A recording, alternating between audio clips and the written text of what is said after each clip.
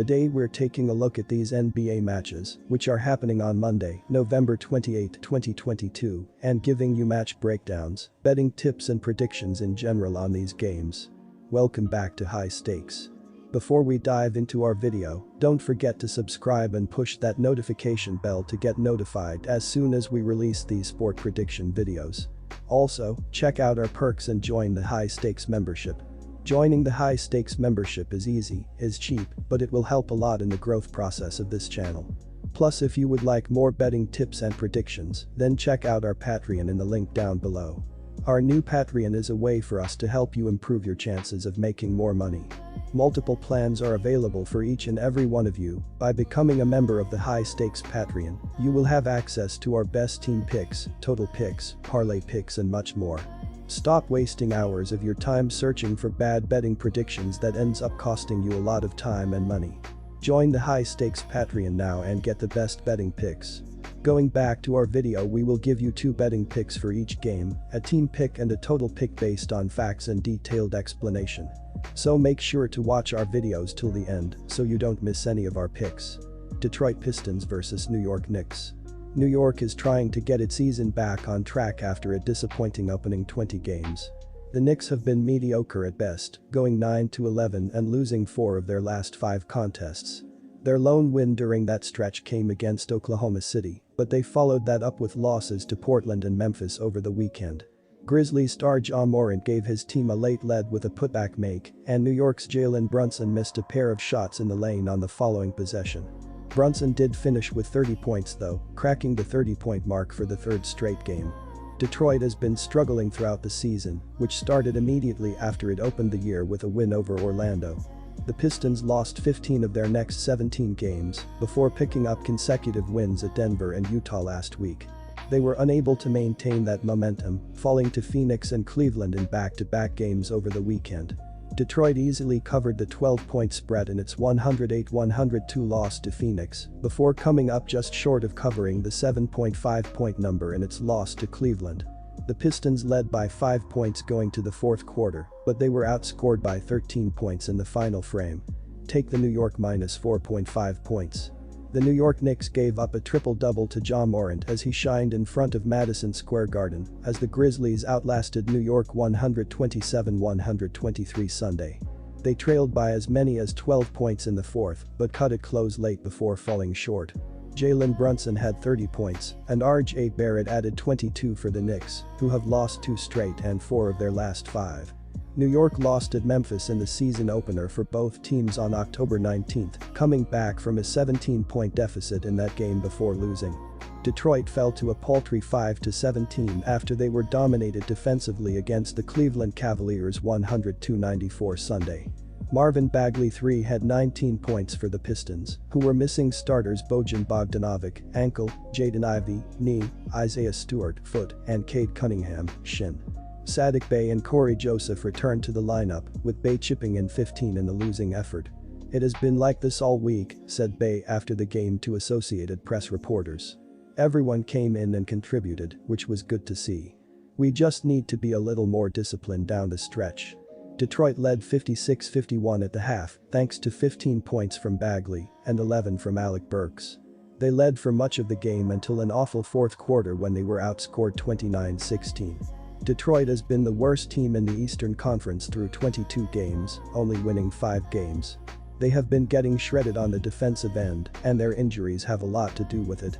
Entering this matchup with the Knicks, they are allowing 117.4 points per game on 48% shooting. They need Cade back as soon as possible in order to be competitive. The Knicks come into this matchup ranked 11th in pace. They typically play at a lower tempo, but the addition of Jalen Brunson this offseason has turned their offense around. They are averaging 114 points per game, which is good for 13th, but they have been horrible from beyond the arc. Entering this game, they have the lowest 3-point field goal percentage in the NBA. Further, they have struggled shooting the ball on the road, and the total number has gone under in 7 of their last 8 games away from Madison Square Garden.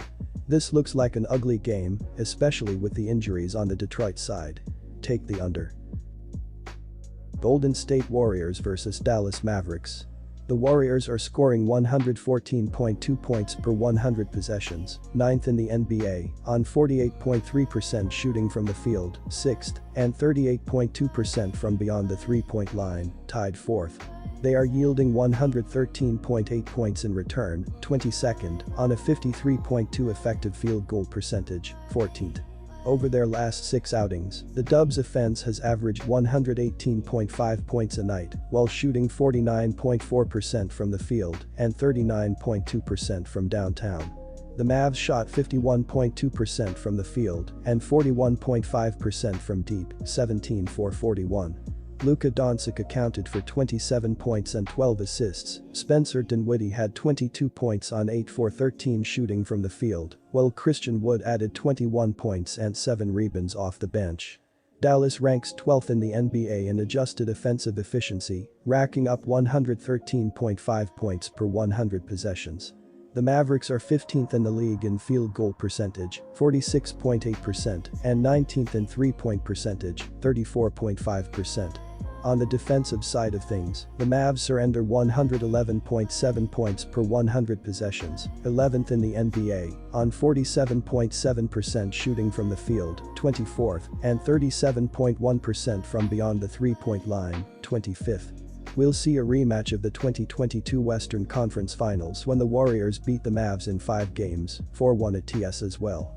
The Mavericks will be fired up to get revenge, but I'm going with the Warriors to grab another victory over Dallas. Golden State is slowly but surely improving its form, and Dallas's has struggled a lot on both sides of the ball recently. The Mavericks have only made 32.9% of their triples and 72.5% of their free throws over the last 6 games. Also, they've been awful against the numbers so far this season. Dallas is 1-12 at TS in its last 13 contests overall, and 1-7 at TS in its previous 8 showings on the home court. Take the Golden State Warriors +1. Golden State has struggled out of the gates after they won the championship last season, in a large part to them resting their players. Yet, they have started to find their groove as they are on a 3-game win streak. In its last game against Minnesota, they were led by Steph Curry, who had a double-double with 25 points and 11 rebounds, while Klay Thompson had 11. Draymond Green also recorded a double-double with 19 points and 11 assists, while Andrew Wiggins added 17 points. Off the bench, Jordan Poole had 24 points, and Dante DiVincenzo recorded 14. Dallas enters this matchup against the defending champs on a 4-game losing streak. In their last game against Milwaukee, they got behind early and could never close the gap. After the first quarter, they trailed 41-33 and then trailed 73-62. In the game, they were led by Luka Doncic, who had a double-double with 27 points and 12 rebounds, while Spencer Dinwiddie had 22 points and Dorian Finney-Smith added 13. Off the bench, Christian Wood recorded 21 points in 32 minutes. I also like the over in this matchup as both the Warriors and Mavericks are 2 of the best over teams in the NBA. Golden State ranks 2nd as they are 12-8-1 in hitting the over, while Dallas is tied for 4th at 11-8. However, the Mavericks are hitting the over despite playing at the slowest pace in the NBA at 97.3, but their offensive efficiency ranks 12th at 110.6. The Warriors, meanwhile, have an offensive efficiency of 111.5 which ranks 9th, while they place at a pace of 105.3, which is the fastest in the NBA. Along with that, in Golden State's last 8 games, they are averaging 234.38 ppg, while Dallas is averaging 216 ppg in their last 8. Yet, the Warriors' quick pace and offense will force the Mavs to play faster, which is why I like the over here.